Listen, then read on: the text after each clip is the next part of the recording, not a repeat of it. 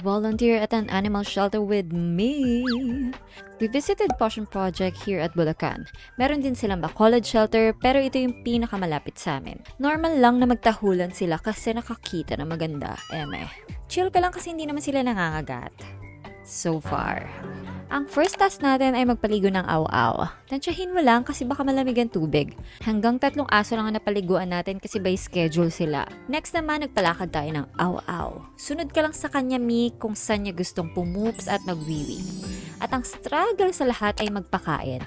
Syempre, pag gutom na, medyo grumpy na. Sa weekdays, wet food. Pero dahil weekends, dry food, kaya hindi sila masyadong competitive. At dahil busog na, tummy rubs naman. Isa lang ang kamay ko, huwag kayong magkagulo. Check ko lang baka na-paralyze siya kasi di na siya gumagalaw. Mga 1 hour na. Kaya kung dog lover ka at naghahanap ka ng life-changing na experience, subukan mong bumisita dito sa Potion Project.